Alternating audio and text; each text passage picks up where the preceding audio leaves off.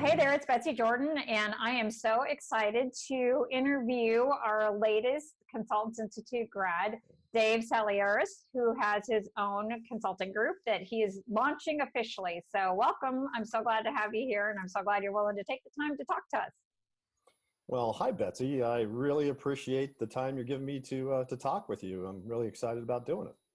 Well, the first thing I'd love to dive into is just, you're one of those unusual people that is able to take the big risk. I know there's a lot of people who are currently in a job that they're not thrilled at, and they wanted to take you the leap into this kind of world. So tell me a little bit about your backstory. So tell me a little bit about your background and what was it that made you decide, like, you know what, I want to take the risk and start my own shop. Yeah, pretty interesting. I worked in a company for a long period of time, over 30 years, in various roles. So it was like I had moved for various different jobs, traveled all over the world, had a very high level position of a global vice president role, 250 people globally working for me, those kind of things. So it was a very significant role. And we did very unique things and new to the world type products. Well, the adventure kind of stopped with that as an equity company came in. And decided to do some things differently and cut costs. And I found myself in a transitionary mode and trying to decide what I was going to do next. Would I move to a new company and take on another executive role without any background at that company and do what I was doing before? Or I'm in my latter half of the 50s and decide to control this myself and take on a journey of creating some IP, some capabilities, using my past to help other companies do better in the way that I was working with all the groups that I had done for 30 years. Wow. So it sounds like there's a couple things going on here. So you had a really great job, and then it seems like the rug kind of got pulled up from under you. Yeah. But instead of looking at it as something negative, you said, I wonder if there's something more, is what I'm gathering about your story. Does that sound right? Yeah, that's hitting it right on the head. I wanted to be able to do more, be able to carry on a lot of things that I had done within the time period of managing people. So I was a mentor to people. I was a sounding board to other higher executives about what their strategies may be or how they might sound in a particular presentation at a quarterly review in front of thousands of people. I ended up being that guy that would be the one that they would speak to all the time. And as I'm sitting there thinking about what my next steps were, I tried to say to myself, do I have enough skill sets and capabilities to offer this as a consultant out in the world, and would that be digestible things that people would want? And that's where I've landed. So what's so interesting as you describe this is that there were things that you were paid for, and then there were all these other skills that you were identifying that you weren't officially paid for, but you wanted to say, like, you know what, I wonder if these other things that I do, that there's a market for that. So it wasn't even just monetizing your official job responsibilities, but all of these other passions that you weren't necessarily being compensated for. Yeah, I mean, that's really saying it. I have always been very comfortable speaking in front of crowds. I've always been a natural motivator. I'm a coach in and out of the business. I was a commissioner for a youth lacrosse program for 7 years and brought 450 families into the community of the sport that we were dealing with and grew it from 2 teams to 24 teams. It was a remarkable time period.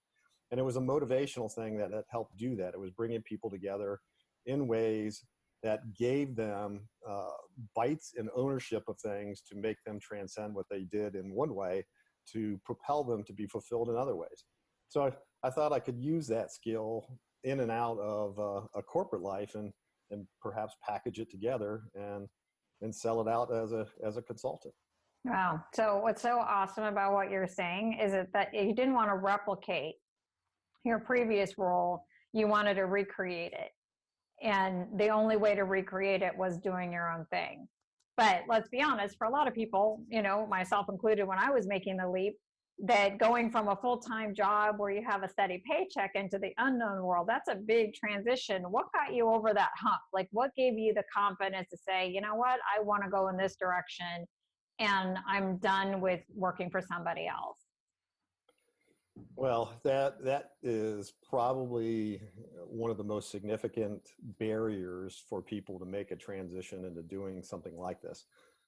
Besides having what I like to call grit and passion about developing things and sticking to it to get through it, that hurdle of the safety net of a continuous paycheck, perhaps health insurance that's right there for you. Mm-hmm.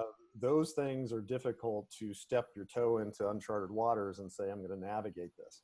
You really got to have enough gumption and enough guts to be able to go do all this. And I can't say it was easy. I mean, there's been some times for me personally where I'm sitting there going, do I need to take on a part-time role somewhere to help fulfill what I need to do? Or can I push through and start to win some things? And it's been a journey.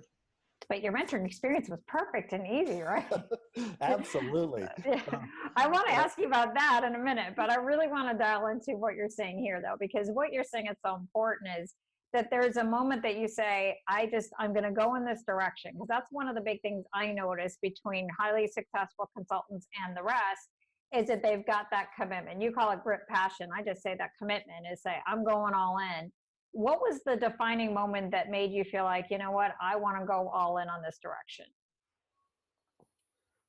I think that the defining moment was kind of a couple of things wrapped together. And quite frankly, one of them was listening to your podcast, Betsy, that you had out there about what to do and how to do this. I was under probably the misconception that I didn't have enough of a narrow focus of skill sets from the role that I was in previously, being a very high level manager of managers, right? To be able to narrow down and say that I have a skill set that somebody might want. I had a bunch of individuals that I'd hired that were very highly capable people, data analytics people, software development, project managers, that all had very significant skill sets that I thought those were the guys that could be consultants.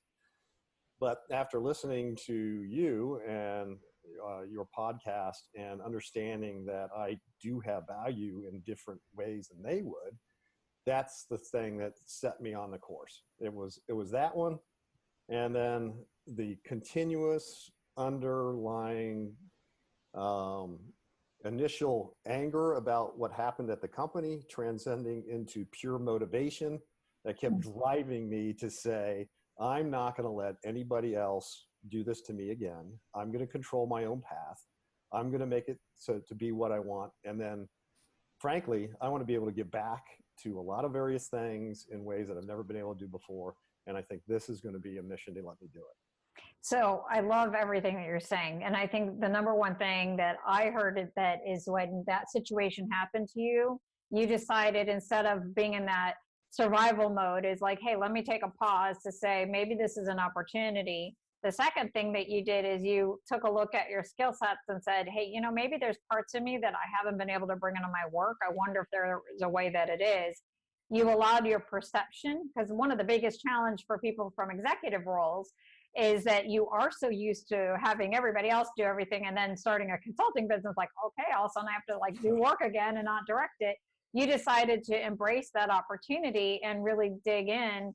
And then fourth, it was just your ongoing value around this grit, passion, and continuous improvement and channeling the anger. I love what you said about it is you channeled it. Like one of the things I think about anger is it gets a bad rap, but the thing is that anger is also an energetic push to move into a new direction. And I remember our first conversation, you said, the word control. I remember you and I having a conversation like this, and you said, I want to have control over my time and my earning power. And you must have said career, because I think I missed it, and I reframed it for you. And you're like, no, I want control over my career.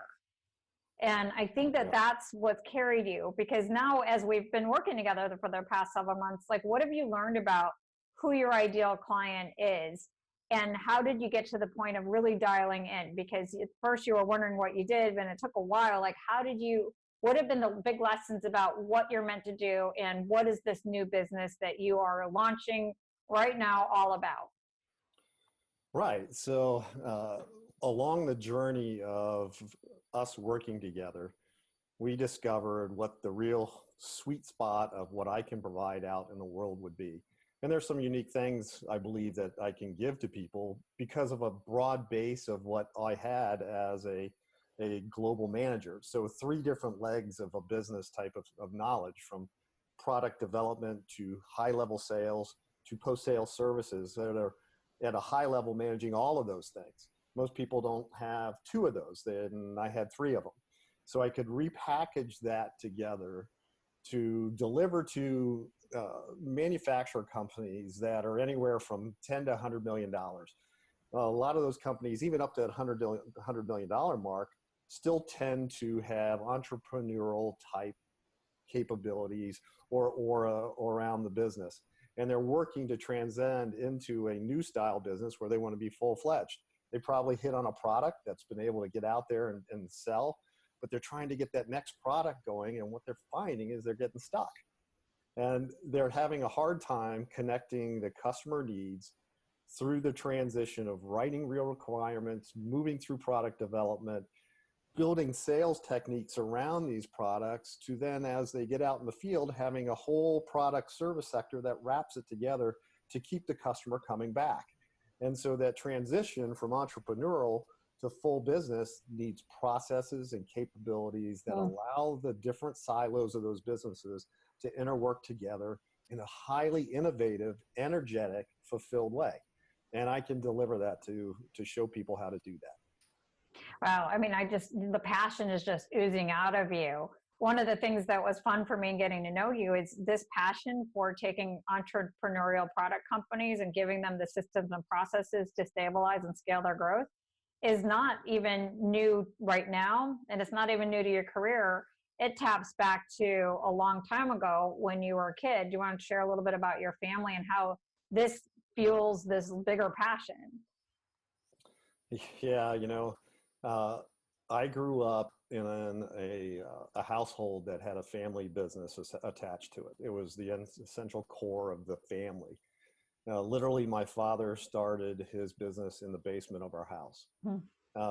He had worked for a company that was called Ranco in the 50s and early 60s. And this is right when the movie The Graduate, Go Into Plastics, comes out, and my dad was that kind of guy.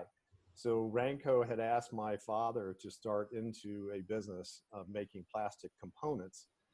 So he decided to take it on his own and build a business around that, and build it out of the basement or garage, transcended into buying a small house, building a warehouse behind that, to growing that family business.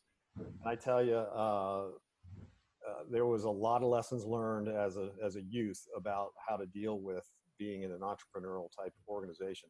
I know it inherently. I know what it's like. I can help those companies move forward and become bigger business. And it was a strength for me as I moved into the corporate life and able to build organizations within the corporate structure. So I had businesses within businesses, and the businesses and the people I had in our organization was a unique kind of structure. We empowered people throughout the chain, did a leader capability within the groups, and it was really fulfilling for a lot of the guys in our departments. So what I love about everything that you're talking about is, like, again, the passion is coming, so through our little Zoom conversation here. But what's interesting too is the entrepreneurial background, and you're the sales guy, but I don't want to not emphasize you're also an engineering guy too. So it's a very unusual combination. So how does your unique experience, so you have this coach kind of performance mentality combined with all of this in-depth product knowledge, combined with this engineering experience, education in mind, how do you see them weaving together that makes you different from others who might do similar work that you do? I think what the real key is the fact that you can connect all the parts and pieces of the product roadmap, that product life cycle, underneath one kind of capability that I can deliver, right? So there is a very specific way that you need to talk to customers and mine what their need states are. And there's very specific ways of capturing what those need states are and writing them in very concise ways. people overlook this. A lot of times, an entrepreneurial company or even companies that are just transitioning out will take an engineering idea and just develop a product and then to try to apply it in the marketplace without any product plan or conception about how to do it. Throw it to the sales group and say, go sell this thing because it's such a cool product. Well, even my own father in his business had done this, where there was a couple little, really cool things that they came up with. And guess what? There's still very cool things sitting on the shelf of the display case looking very pretty. And didn't get out in the marketplace because the need state didn't match what the product concept was. That has to happen. And it's an engineering thing that says, okay, this customer need is this. How does engineering be able to apply technologies and capabilities today to serve that need? How does sales then take that need and propel it in the marketplace and keep on going through? And my engineering capability allows a couple of things. It's to be able to understand the design and development, that when you're designing a concept of a product and take it into the marketplace, that product doesn't stop when that sale's made. It continues all the way through the product life to be able to embrace a customer and keep a sticky customer with you for that next cycle of when he wants to buy. And that's all the services that you package around it. So develop a product to meet a need that has service capabilities that resonates with the customer, that makes them want to come back to you. So that's the whole transition. So your engineering background gives you an ability to connect the dots between what other people don't see as the connecting the dots. So you're connecting the dots between the purpose and the heart of the company and what they deliver, or connecting the dots between the customer needs and the promises the company makes to what they actually receive, and really just focusing. And this is where your performance side comes in. I remember all the golf stories you would tell me about how you improve performance, and it's just taking that critical path and just optimizing and optimizing and optimizing it. Yeah, I'm an athlete in college and played lacrosse at Ohio State and was always big in the competitive side of things. That also was a propellant for me within things in the business life, because I'm not a big guy. I'm 5'9", 170 pounds in a D1 school. I had to overcome and dig down to be able to battle against these guys that had just a lot more natural gifts than I could ever put on the field. But I was successful because I would never give up. I would think things differently than they would. I would think things through differently. I knew the sport inside and out. Today, I do that, as you said, with my golf game. I'm at 57, people are all kind of rolling down on their capabilities. I'm continually thinking that I'm going to get better no matter what I'm doing. And so I battle these guys that are much younger than me on the golf course and do very well with it. Golf is a lady you could never fully embrace. It's a game that comes back to hit you hard in the face once you think you've had some success. So you have to continually go after it and continually learn. And that's probably the thing that I love most about it, is that I'm always working at it. So speaking of learning, I'm curious, what would you say are the biggest lessons you've learned about how to grow a business like this? So there's people who are going to be listening in and they want to make the leap like you did, and that they want to be exactly where you're at in a few months from now. What have you learned about the process? So what would you say worked, what didn't? And what would you recommend to others who are in the space that you were several months ago? Yeah, there was one significant phrase that in the very beginning that you gave to me, Betsy, that I consumed, didn't quite believe in it because I was a global vice president with doing things at about lightning speed, right? So the phrase you used was "go slow to go fast." And I kind of went, yeah, I understand. And what did I do? I took all your material video weekend. If you know anything about Betsy's material, there's a lot of it there, and it's a very significant amount of it. And I consumed it as fast as I could consume it. Now, maybe I didn't digest it all in that, and then kind of went back as we went.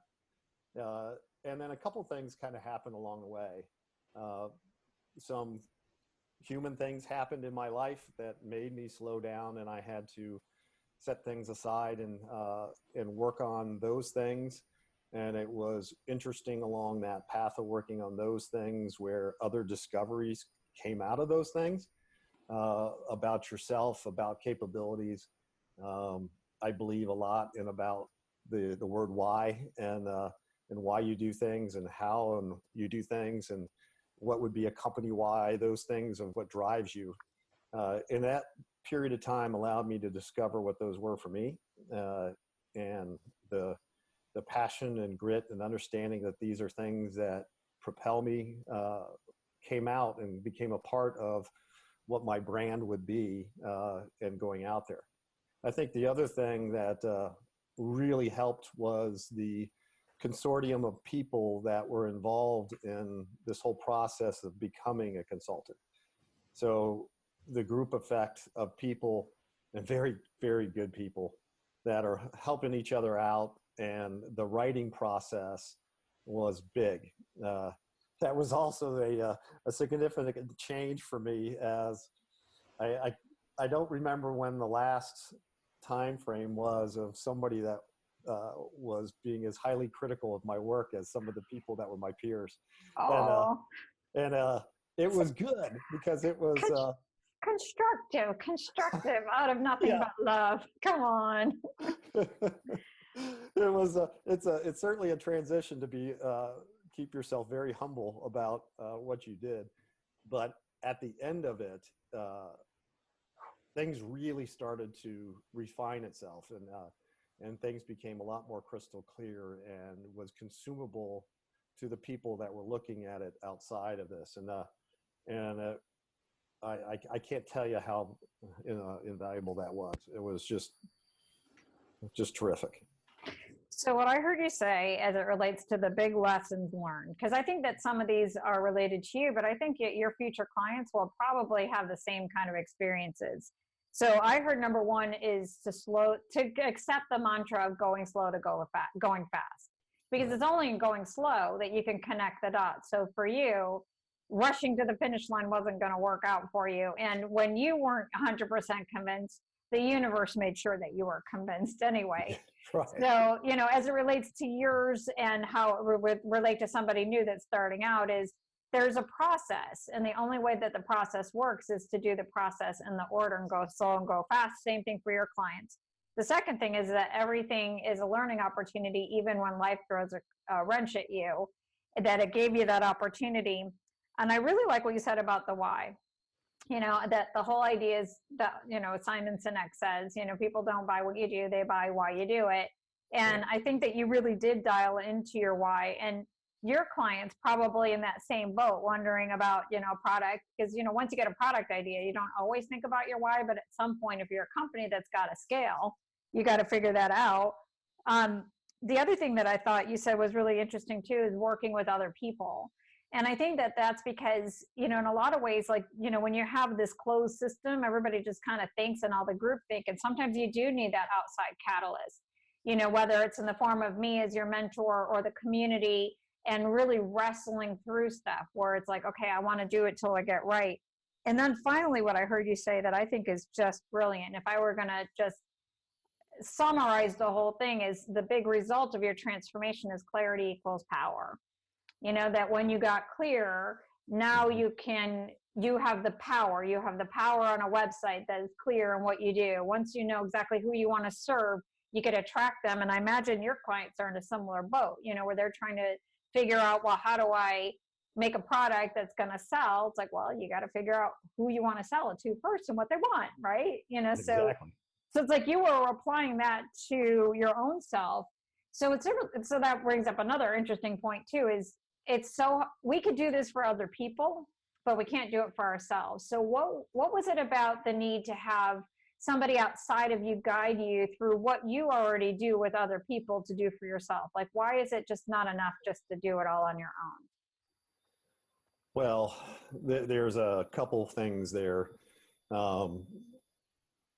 Being a little older and being a manager like I have been, one of the things that we always did during my time period of running a whole software company within the company is we could always have built things from the ground up ourselves. We could have gone out and done everything on our own, done all the research find all the lessons learned, get all the pains, get all the hard knocks, and get there over a period of time. But I'm wise enough from those things to understand that there are many people that have been there before me that have been shaping the whole definition around consultants. And I thought I could find somebody that would be able to help mentor me along the way and to give me a little an understanding of what it would take, give me some lessons learned, be able to mentor along the way and be a coach. And Betsy, you've done all those things. Oh, thank you. So if anybody out there is looking for an entity that would love to be able to understand, do I have the capability? Do I have somebody that I could resonate with that has real world experiences, a heart of gold?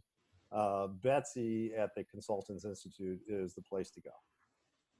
Oh, I wasn't expecting that, but thank you so much. And I think that there's so many lessons in it, is that you do want to make sure, for me, I want to make sure I have the right fit clients that I can do great work with. And I think the other part too is just, looking at it as a collaborative partnership, that it's not just one person kind of telling you what you need, it's drawing it out. I imagine when you show up with your clients, you're probably that same kind of person, that if somebody wants to grow their business, you're not going to tell them, you're not going to be like, because like one of the things I hate is the kind of advisors who kind of have the cookie cutter and say, bam, you need to create this kind of business. It's like you draw it out. And that's what you and I did together. I imagine your clients are in the same boat. They don't want any more consultants who do management by magazine. They want somebody to come alongside them. So based on what you learned about a mentoring relationship and the value, what would you say to anybody who wants to go through a business transformation? Can anybody do a business transformation on their own, or career transformation? Is it possible, or do you really just need to go and find a partner to help you accelerate your results? I think that the opportunity for anybody to do this is there, but they have to have a couple of key ingredients to do that. One is you can't be halfway in. To me, you have to put your everything on the table, your time, your brain, your family, your economics. You got to invest and be able to do these things to get it to across the line. I know I've been bad about this on certain other things where I kind of halfway did something or didn't quite get myself sold on it, and then the results are what they are. So I think people can transition to this. I think anybody could, but you got to have a stick-to-itiveness about it and invest in it and know that you're going to have to put time into it. I've set aside time throughout the day to be able to do these things. I'm a podcast person. This is how I found Betsy, was off of her podcast. And so I listen and do things. I'm always listening to materials to get better. But this is my personality. I've always strived to continually put another foot in front of the other. If I fail about it, I'm going to find out what the root cause was and try to figure out a path around or a path over and not do it again. So that's just the way I do things. So I think most people could do it. I did have lunch with another individual that was from my past company. He saw some of the website, he saw my LinkedIn, and he calls me right away and says, can we have lunch? I want to see what you're doing. It looks really so interesting. And so I took the time to meet him. And he is a engineer, very talented, a little older than I am, and was trying to figure out whether he could do this. And I let him know that there are two parts to this that you have to do when you become a consultant. And that is, you can't be afraid about marketing. You got to market yourself, and you have to sell yourself. And so those two things are something that if anybody wants to do this, if you don't know how to do either one of those two, you're going to have to learn how to do those two things. Mm-hmm. And it's got to be part of your daily activity. Yeah. And I think that what's interesting too is as you've gotten more clear, that concern or the challenge around that just has decreased. The more that you got dialed into who this was, and that's why I would say the clarity equals power, is I feel it different, from where we're at now, even from a few months ago, is once you do that, then yeah, marketing is not easy. Nobody likes to put something out there and get crickets, and nobody wants to get the rejection.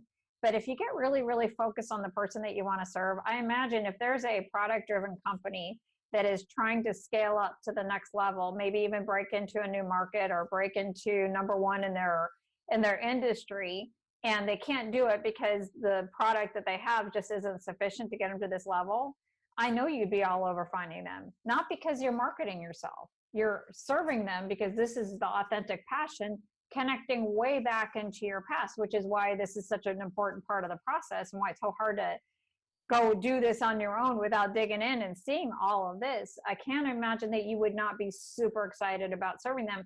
And by the way, if you're people like me, I couldn't help but refer you to these kind of people because I know that you have the skill set, but more importantly, you have the passion to help them. And I think that's what will separate you from all the other consultants that's out there. Grit, passion is who you are and what you're putting in your business. And that's what's so beautiful here. So congratulations on this humongous milestone. I could not be more thrilled for you. And I am so excited for the amazing success that is going to be coming your way. I am crazily excited myself. This has been a journey. It's been a fulfilling journey. That's just really beginning, because it was all about putting this all together and making it ready to be on the launch pad. And I can't tell you how much I thank you and all the consortium of people that were in your group to help put this all together. And I look forward to continuing our partnership as time goes on. Well, thank you so much for doing this little interview with me, and thank you for allowing me to celebrate in this achievement with you. And anybody who's listening in, if you want to experience not even just the results, but the satisfaction, if you, like what you said at the beginning, Dave, take control of your career, your time, your earning power, and create success on your own terms, this is a great path for you, especially for those of you who are high achievers. If you are an executive and you're nervous about making the transition because you don't want to have to do all the work again, there's people who can support you, and there's things that you need to do yourself, and there's support that's available to you. So definitely consider this as a massively satisfying path for you. But thanks for listening in, and we'll talk soon.